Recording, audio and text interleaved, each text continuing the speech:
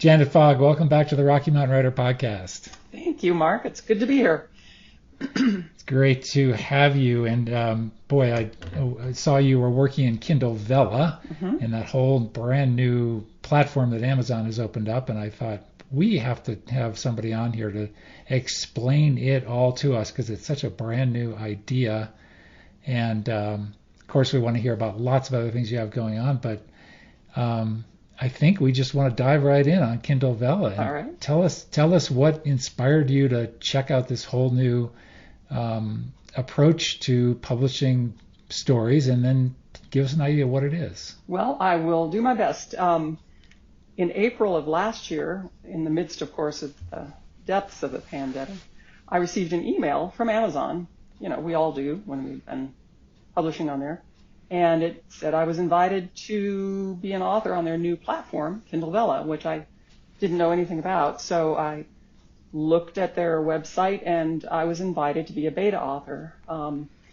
And now I know that they actually had contacted a number of well-known authors to help them develop this first part of the beta platform. I was the next tier, which was just fine with me, but they had many things in place, and then they had authors who were actually acting more as leaders that we interacted with on Clubhouse, for example. They would ask us for feedback as this progressed, and it is still progressing. I do want to point that out to anybody that wants to jump in.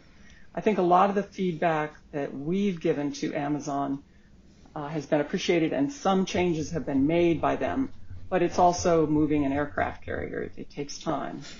And so there are some pros and some cons, but I've really enjoyed it. And part of the reason is, for me, I had a couple of stories partially completed, you know, planning on doing novels. And this was a real kick for me to get going on them again. And it's been wonderful in that regard because you have to post regularly. And the really successful serial writers post many times a week. I've only been doing once a week. Wow. Yeah, I know. It's impressive to me.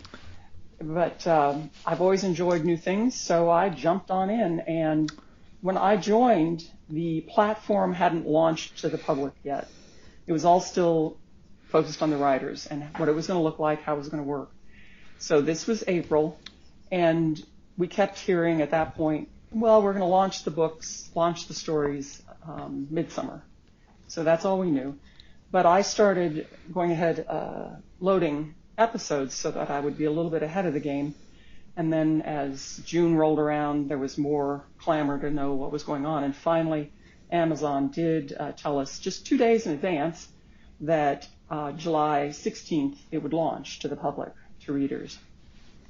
And with that, I mean, I think it's worked very well. I've only had a couple of hiccups, but there are authors who've had a hard time with it and have become frustrated, and some have, of course, bailed out. But I did some research before I jumped in, though, and I did want to understand serial storytelling economics a little bit better. And I discovered, you know, we've probably all heard about Radish, Wattpad, Patreon. You know, there's dozens of platforms. And in January of 2021, Wattpad was 14 years old, and it sold for $600 million to Naver, which is a South Korean conglomerate.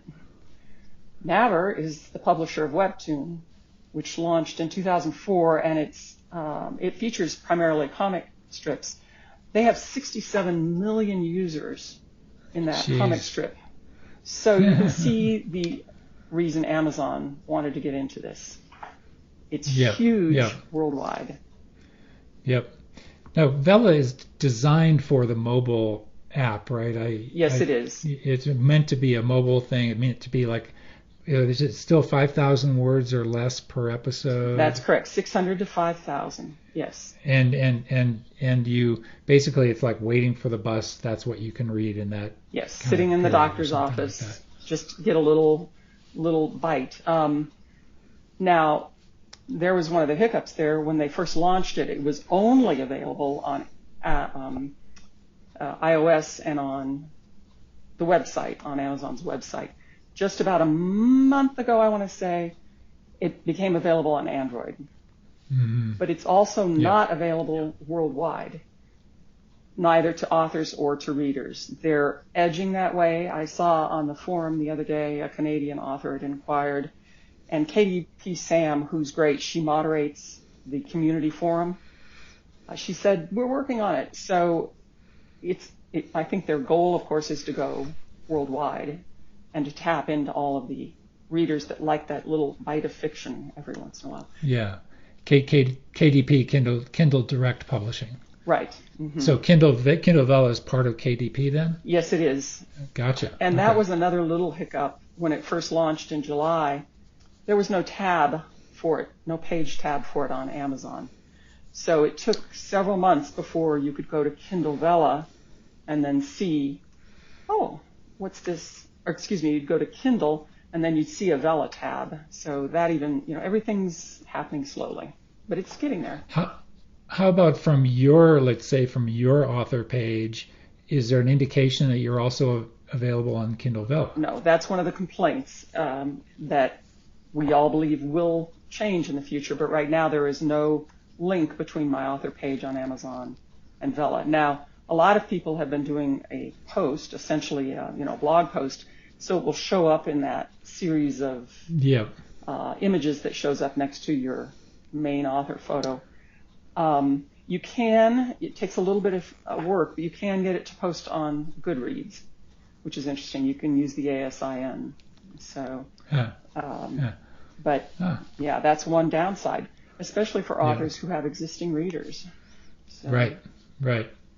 So before we get to the story or stories you are publishing on Vella, and I want to talk about what stories you're putting out there, did you have to think about your novels differently in terms of how to carve them up? I mean, carve is too harsh a word, but maybe it's not. I don't know. Absolutely. Is it a different voice, do you feel like? I think it is because, we have all learned how to do this large arc and then have a cliffhanger at the end of every chapter. Well, I found that for me, when I'm reading other authors' Vellas, I like the 1,200 to 2,000 word length. So if you think about a typical chapter, you might be slicing it into several pieces. So yes, having a small cliffhanger of some sort at the end of each of those is important. And then if you've got a story that's going to be ongoing, some of these writers are planning on doing hundreds of episodes. They're these huge epic fantasies, etc. And for me, I'm in the midst of one that I've just finished book one on, and it's about, it's 41 episodes or chapters, but they're small, and it's about 40,000 words total. But that's book one, and I left a big cliffhanger at the end of that one. So that's my sci-fi Shadow Patterns of Melt. But it's been fun. It really has, and it's been good for me to get me going, getting in gear again. So. Well, let's talk about the first. You said there were two novels that you were pulled out of the drawer, so to speak, and I did. I have one that I've worked on and off for years. It's a straight sci-fi. I've had to go back to my physics and lean a little bit on my brother, who's a geophysicist. But it's a hard sci-fi called Shadow Patterns of Melt.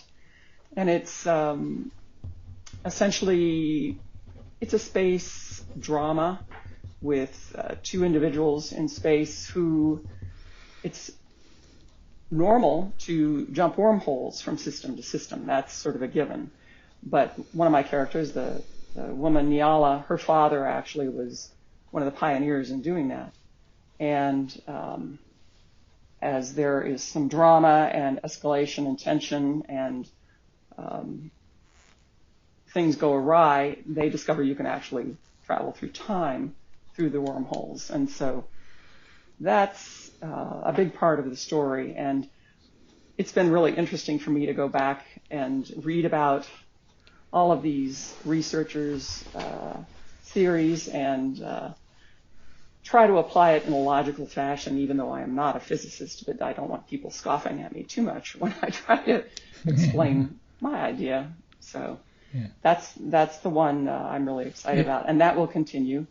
And then the other one, go ahead. Well, before you jump to number 2, was that novel a completed novel? No, I had finished 30-ish thousand words of it, and I had a pretty good outline where I wanted to go, but I stalled out on it a few years ago. It's one of those novels where it's almost the novel of your heart, which I think you're familiar with your recent contract, Mark. And I had some other things come along that I was working on, so I just set it aside, and now I'm really excited about keeping it going. Mm-hmm. Did you feel like you needed to know where the last 70 or 80,000 words of it were going to go before you dove into publishing it on Vella?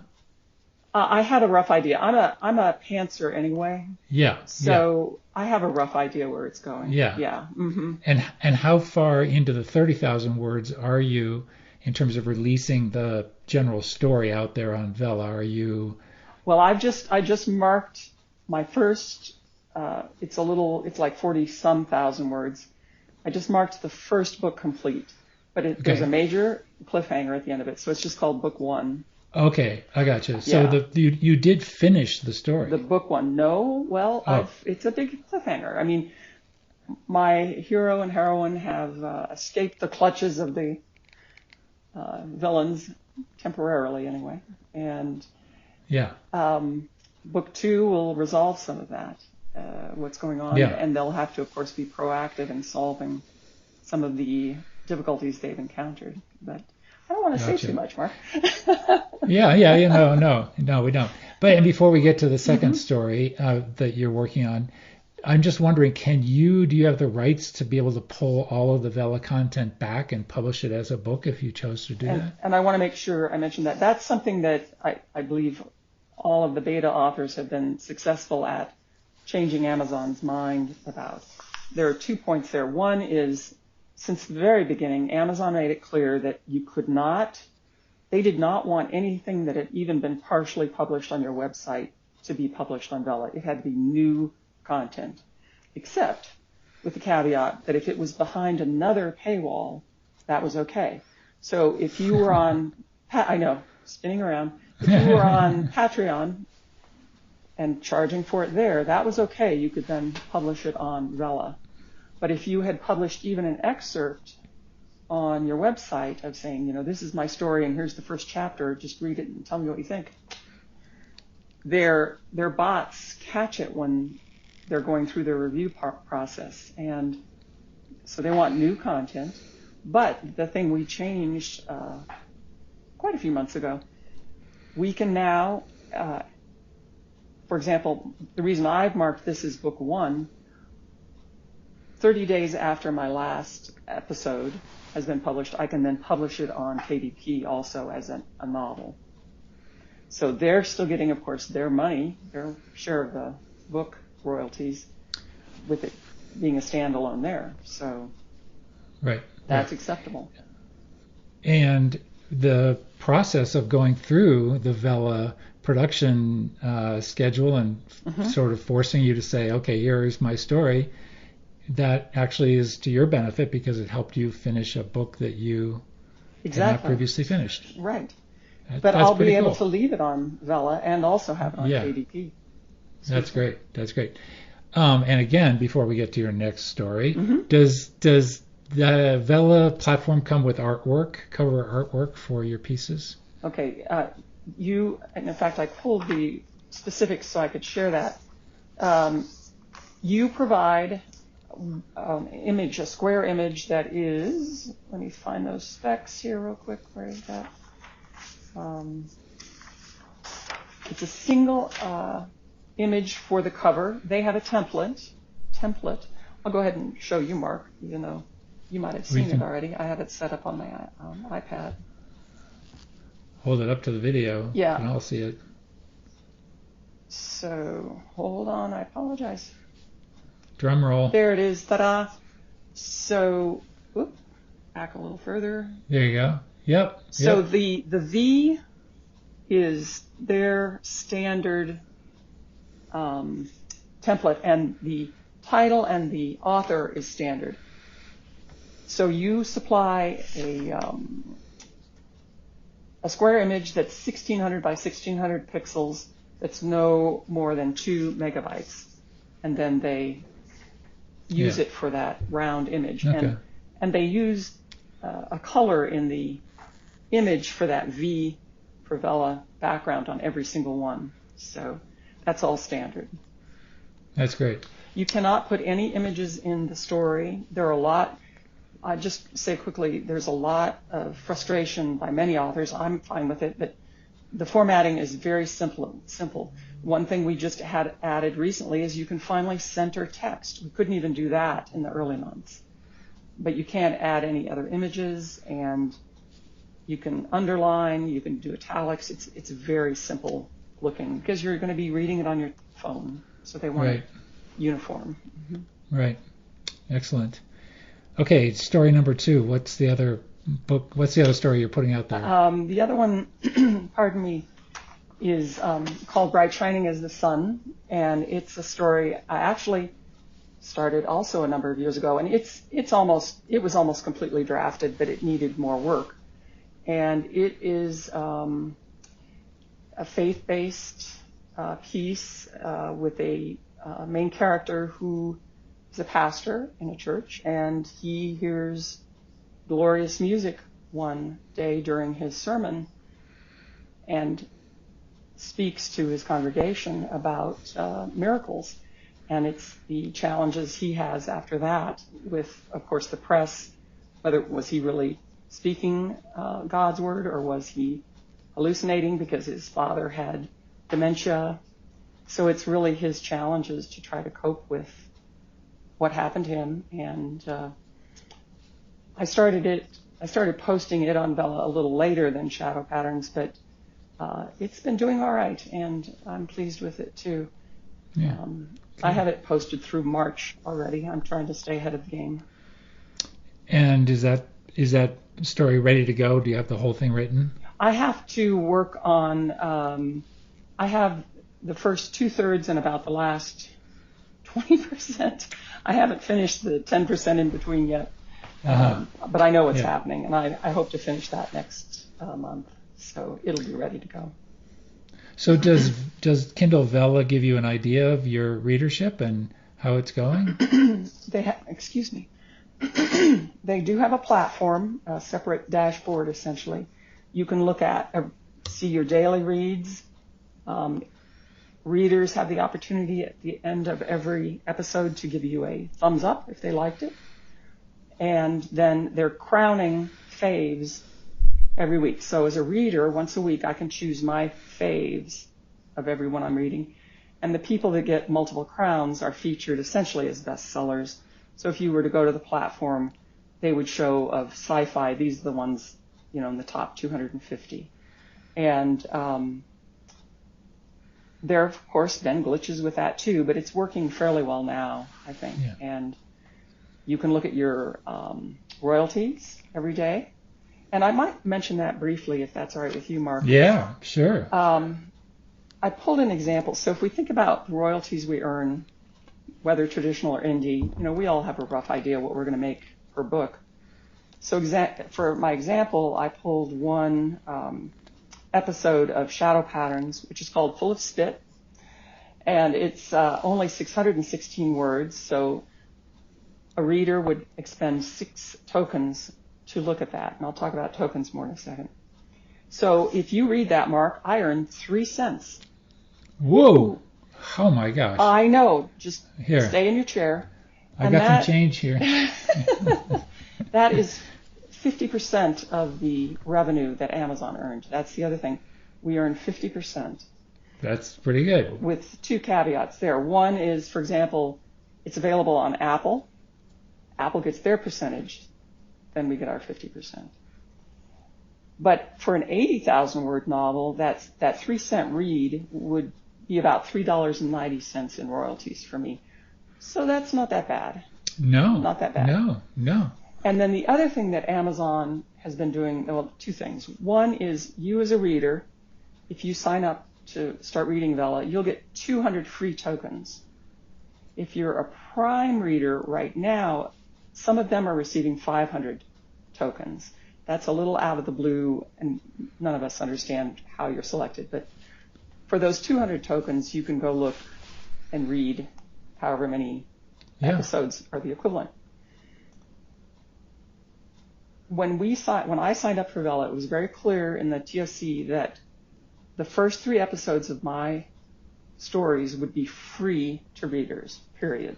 It's just like the sample chapters we do on a book.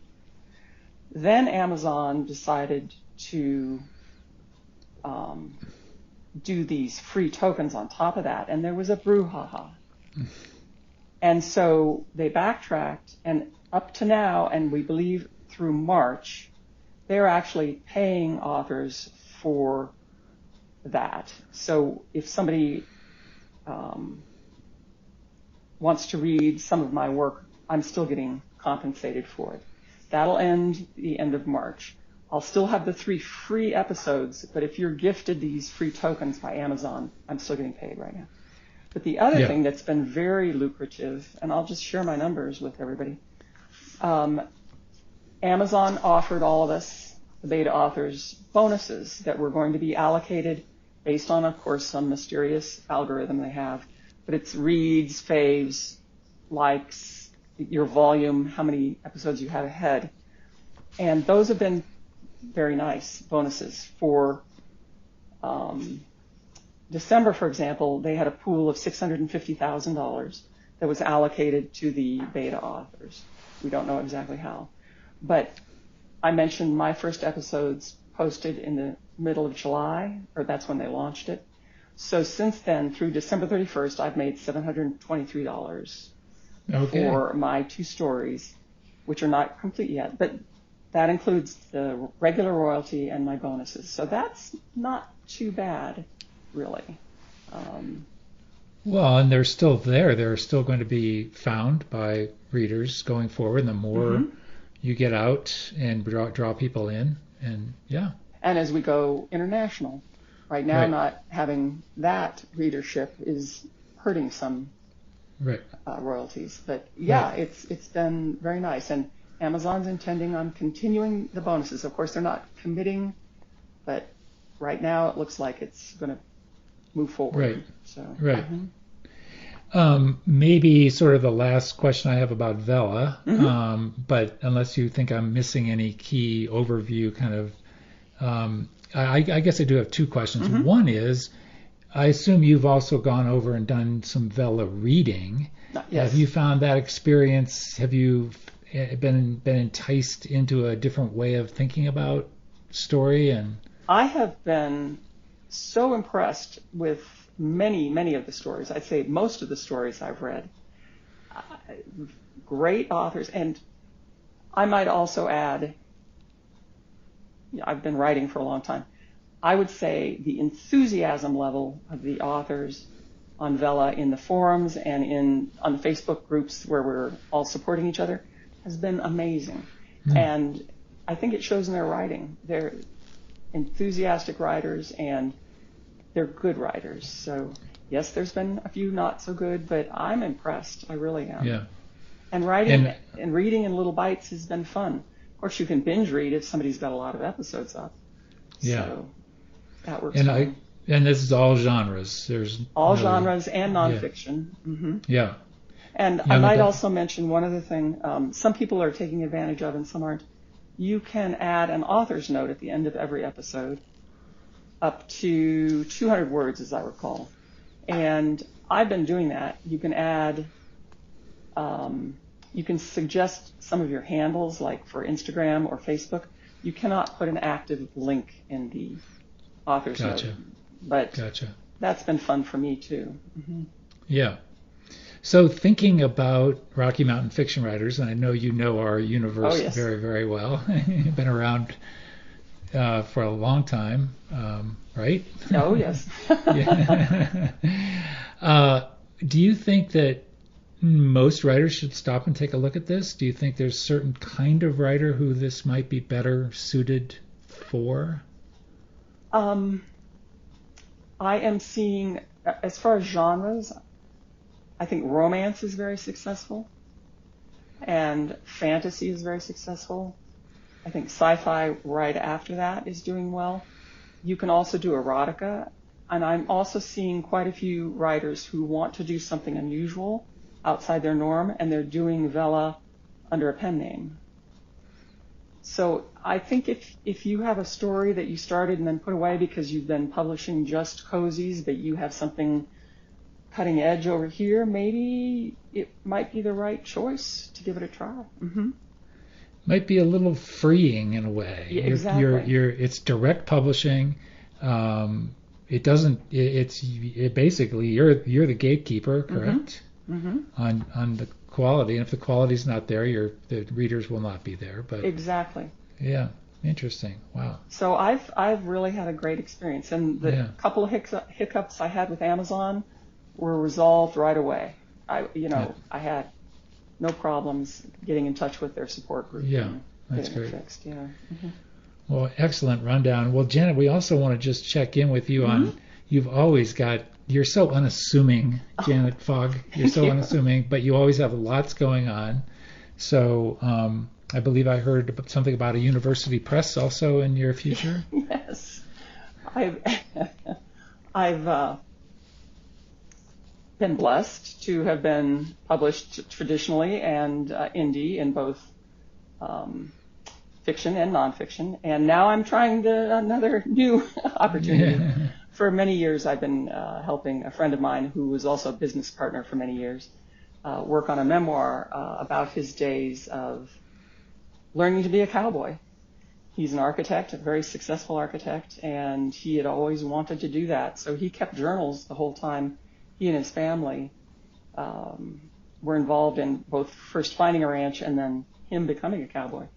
And we finished the manuscript, the first final draft, last year, mid-year, and sent out 2 queries, which I didn't expect to have this happen this fast because I was working on Vella.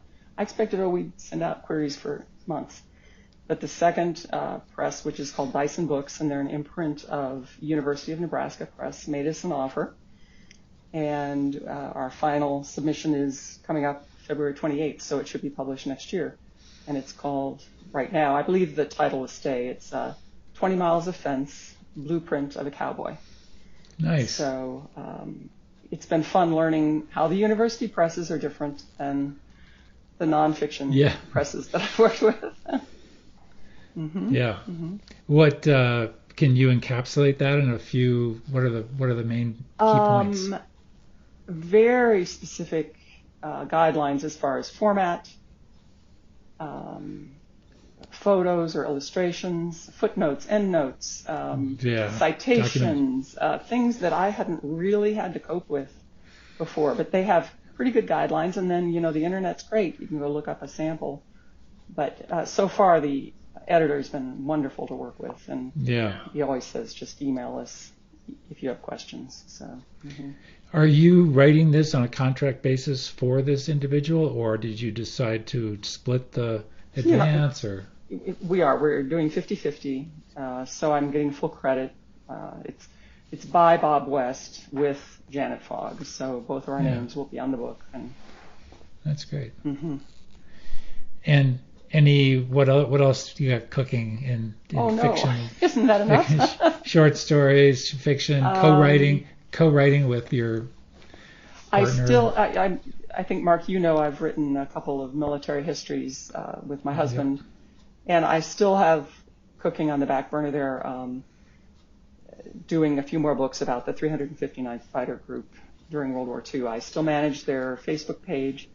We get between 10 and 14,000 visitors a day, but several other individuals whose parents were in the 359th. In my case, it was my husband's father who flew in the war, but they're also helping now with the Facebook page. So now I can think about doing a couple more books about them. So that's in the future sometime. Mm-hmm. Repeat those numbers again about the number of visitors.